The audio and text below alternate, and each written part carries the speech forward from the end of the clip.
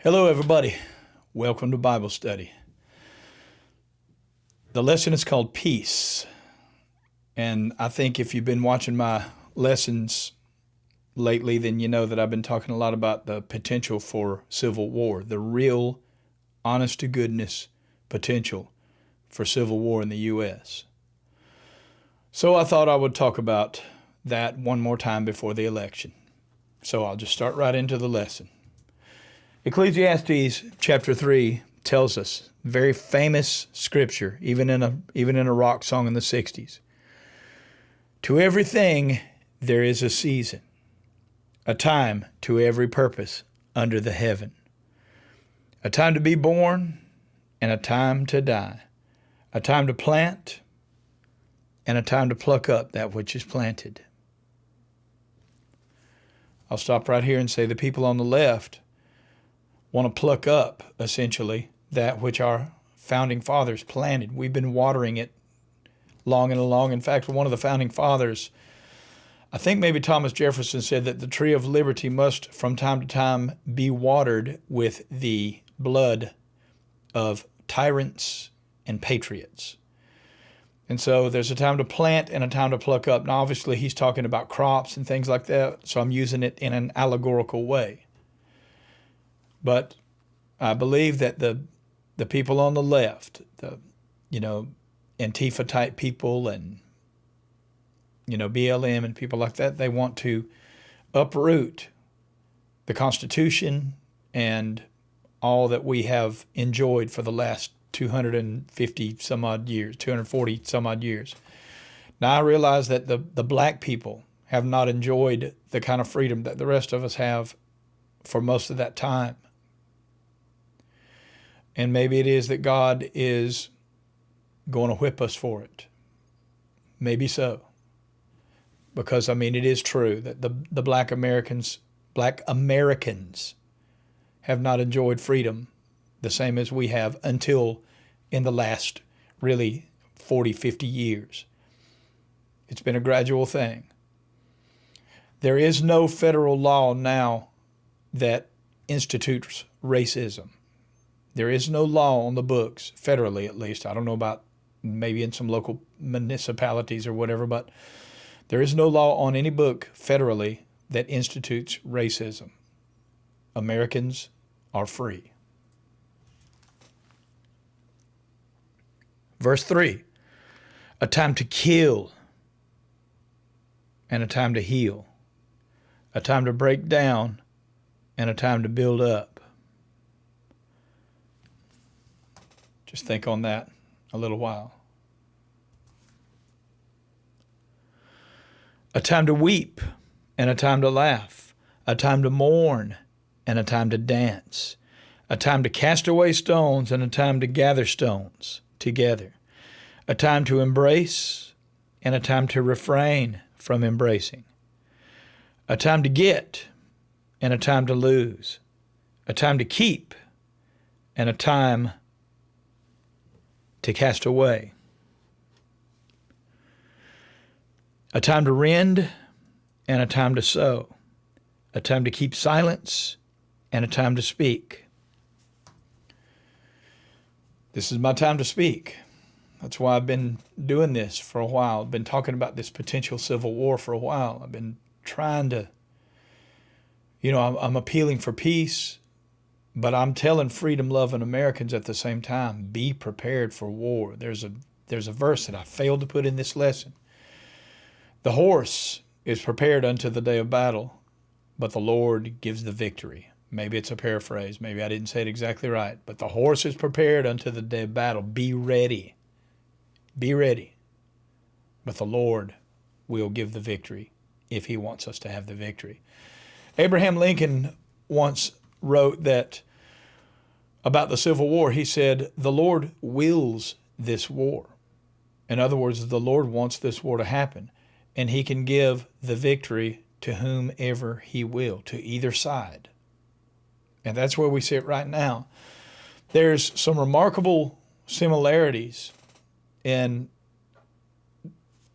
Donald Trump's, presidency and Abe Lincoln's presidency, and in the fact that we are possibly on the precipice of civil war, which Abe Lincoln was as soon as he stepped into office. Donald Trump has at least had one term of peace. In fact, so much peace that he's been nominated 4 times now for the Nobel Peace Prize. Now, I'm not an apologist for Donald Trump. I did not vote for Donald Trump.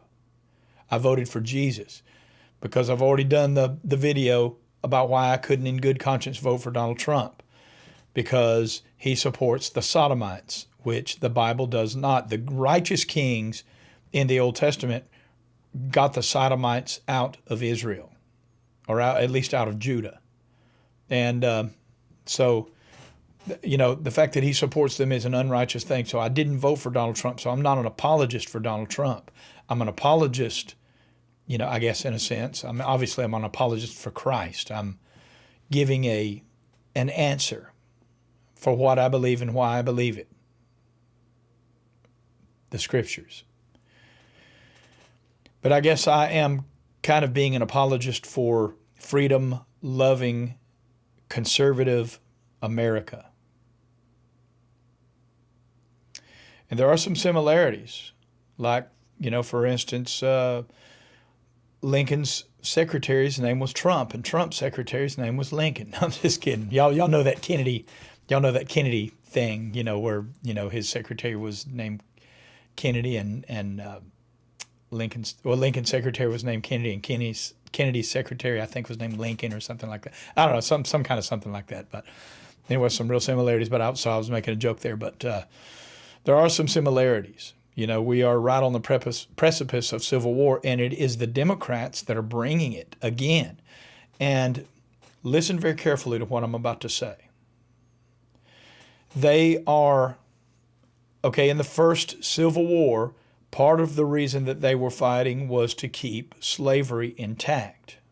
The North was for the abolition of slavery, and they didn't have slaves in the North, at least not for the most part. Probably some private citizens did, but for the most part, they didn't. And in the South, they wanted to keep their slavery. That was one of the reasons they went to war. And the Democrats are doing the same thing now. They still have the black people enslaved. The only difference is now the black people just have to vote. They can do whatever else they want to. Now they just have to vote Democrat. And now the Republicans or the conservatives are telling the black people, you don't have to vote for them. You don't have to be on the plantation anymore. You are free. You don't have to be on the plantation because Lyndon Johnson signed in, you know, the Civil Rights Act in 1964, which ruined the black community. So we're telling you, you don't have to be on the plantation anymore. You are free. You're free to pursue whatever it is you want to pursue. You have to work for it. But if you're willing to work for it, you can achieve whatever you're after. The Democrats are telling them, you need us because the Republicans are oppressing you. We're not oppressing you.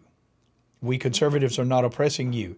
We're telling you, go and have abundant life on this earth. You know, I'm not talking about abundant life that Jesus was talking about. Go and have a good life. You're free to do so, but you have to work for it. So they're still on the plantation. Do with that what you will. Boot me off of Facebook and YouTube if you will, but that's the truth.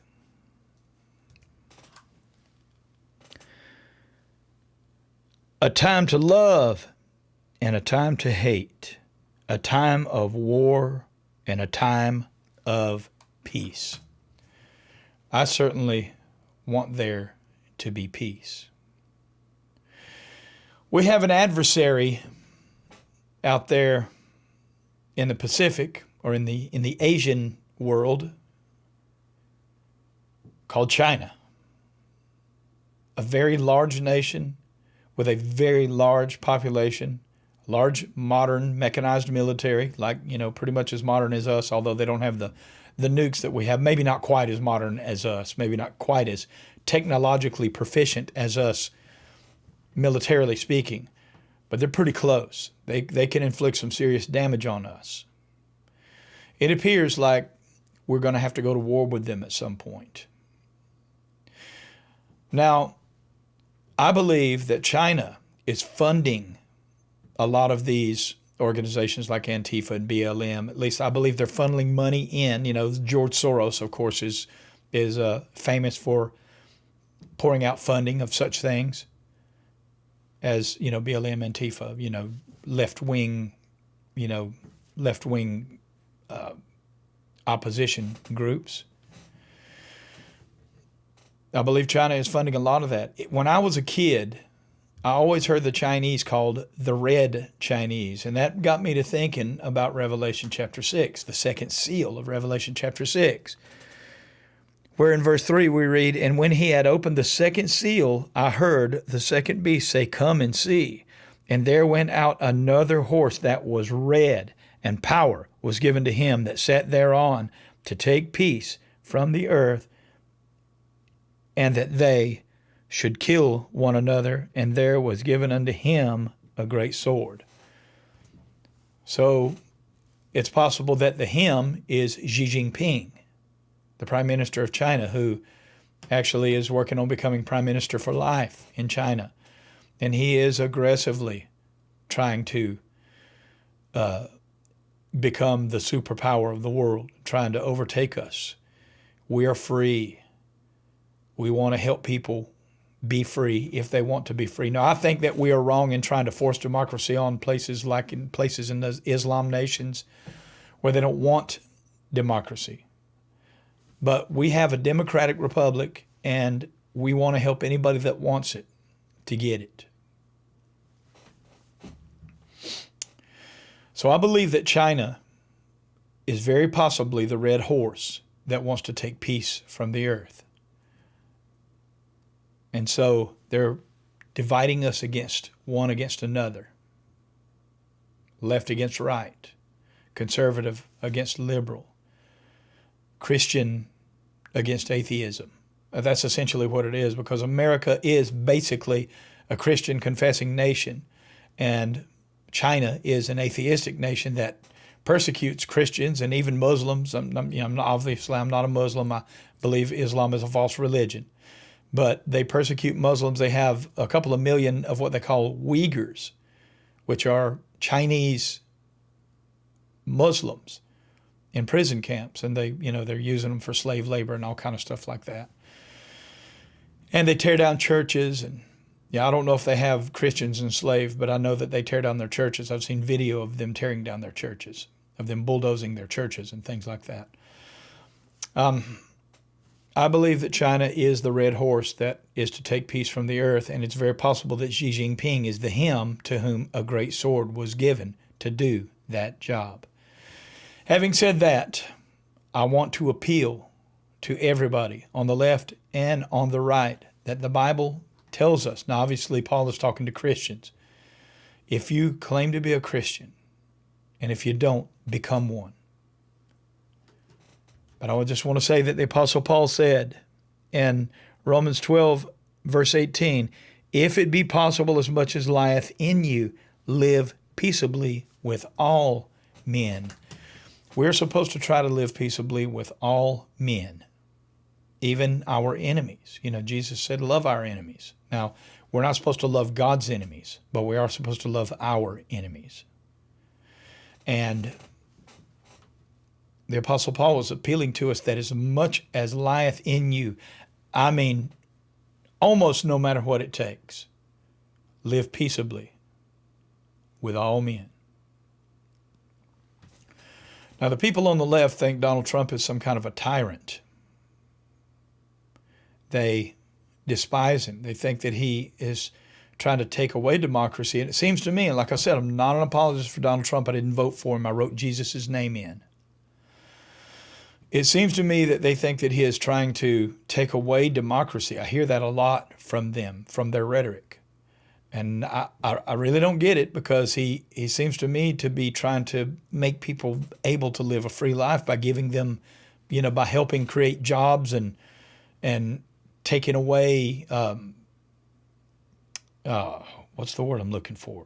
Where we have certain restrictions, legal restrictions on things. He's trying to ease up on those restrictions so that people can more easily start businesses and prosper in their businesses. That doesn't sound like a tyrant to me.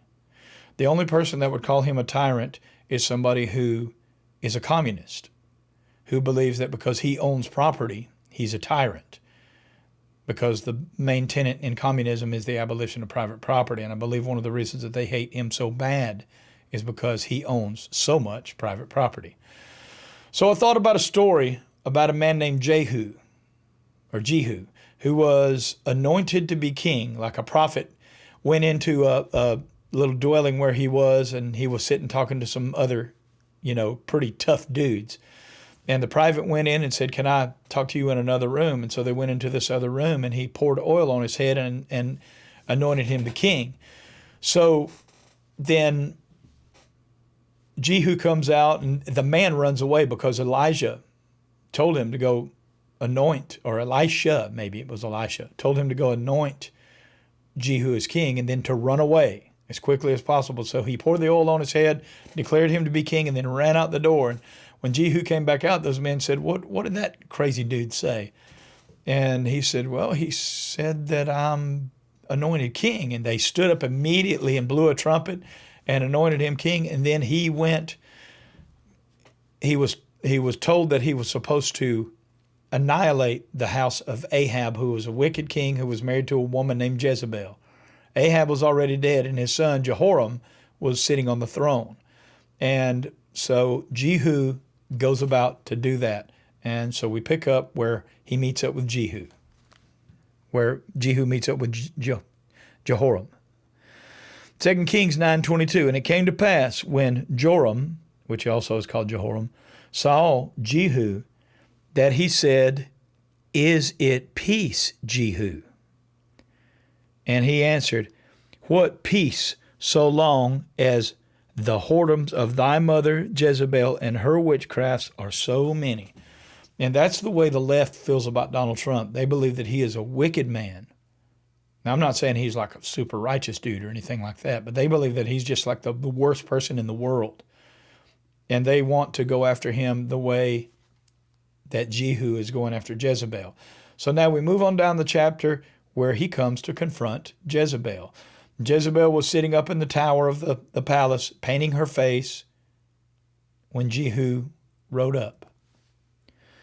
And as Jehu entered in at the gate, she said, "Had Zimri peace when he slew his master?" That was an earlier event where Zimri slew the previous king and took his place, but then Zimri got killed. And he lifted up his face to the window and said, "Who is on my side? Who?" And there looked out to him 2 or 3 eunuchs.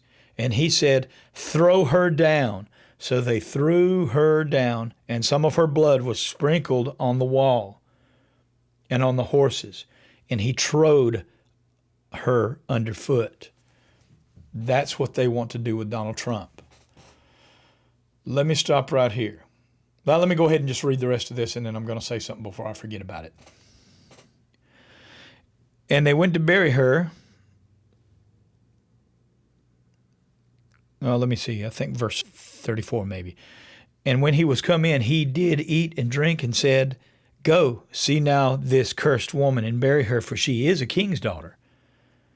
And they went to bury her, but they found no more of her than the skull and the feet and the palms of her hands. Wherefore they came again and told him, and he said, "This is the word of the Lord, which he spake by his servant Elijah the Tishbite, saying, In the portion of Jezreel shall dogs eat the flesh of Jezebel." So the dogs ate her, and I'm pretty sure that that's what they wish would happen to Donald Trump. Here's the reason I say that. Before I forget, I almost forgot. I saw a video the other day, and I was looking for it to try to post it on my, I was looking for it to try to put it in this lesson. And I couldn't find it anymore. Maybe it's been blocked or whatever, but I couldn't find it. But this woman, Millie Weaver, who is an investigative journalist, independent journalist, somehow or another got video of a Zoom call of a bunch of leftists planning to begin to take over D.C. the day after the election. And one of the women actually said, we have all the entrances of the White House marked out. We know where all the entrances are. And so it seems that they're planning on trying to take over the White House. Now, I imagine that Donald Trump won't be there. From what I understand, he's not going to have a victory party, that he's going to be in the White House, but I bet you he's not even going to be there. He's probably going to be, either below the White House or at the Pentagon or somewhere like that. But they spoke as though they were planning on taking over the White House. Now, she said this: whoever has the guns wins. This was a left-wing person saying whoever has the guns wins, which means, like I said, I think maybe last week or the week before or whenever, don't underestimate your enemy. They have guns. They are well armed. And I've even seen videos where they are printing with 3D printers, printing guns. So completely unregistered weapons. And obviously you can get a diagram that will print a gun from a 3D printer. So don't underestimate your enemy. And I said that to say this. Jesus said in Luke 14:31, or what king going to make war against another king sitteth not down first, and consulteth whether he be able with 10,000 to meet him that cometh against him with 20,000? Or else, while the other is yet a great way off, he sendeth an ambassage and desireth conditions of peace. I read that scripture last week. So I'm telling you again,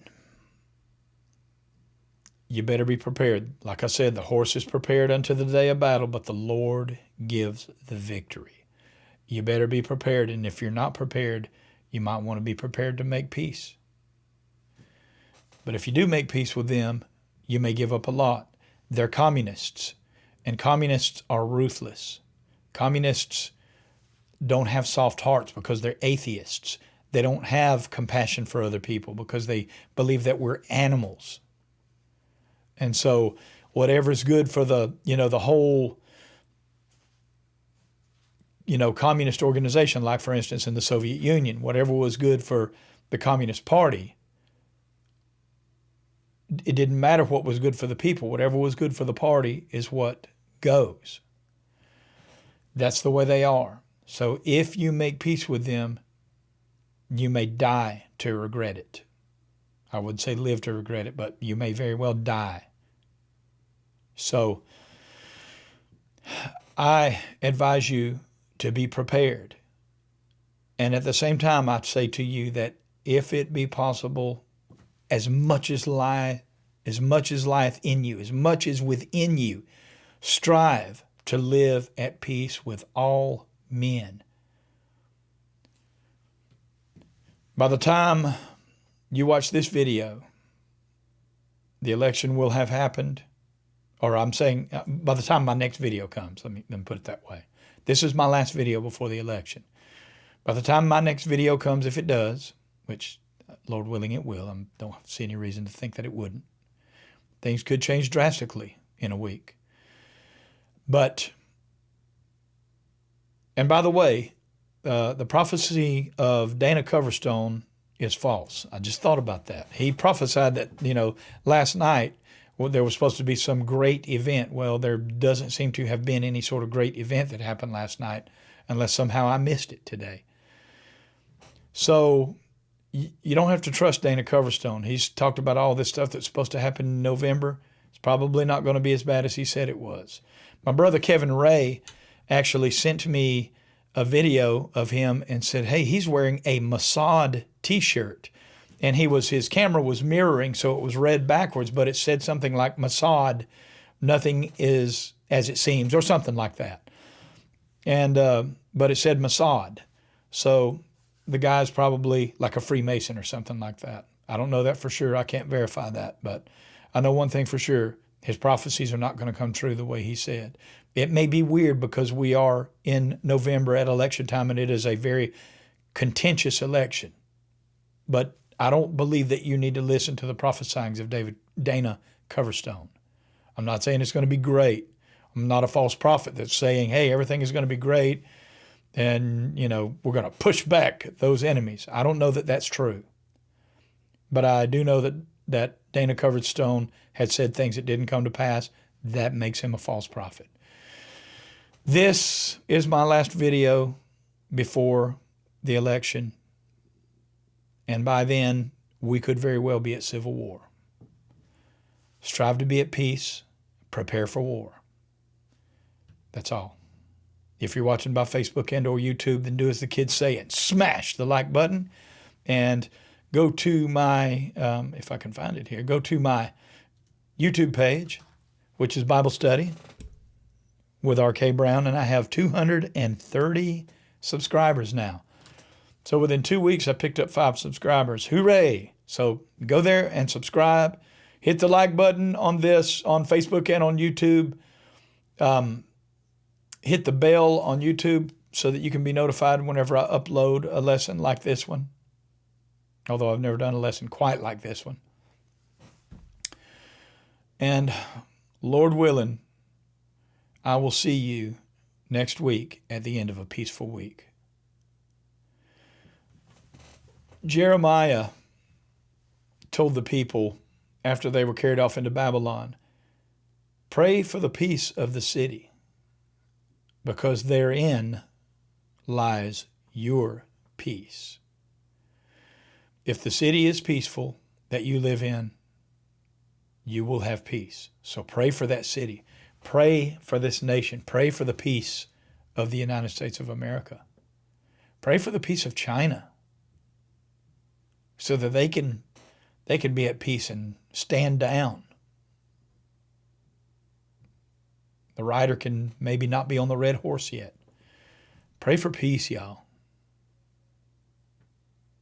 That's all. This is Bible Study with R.K. Brown. Good night. God bless you.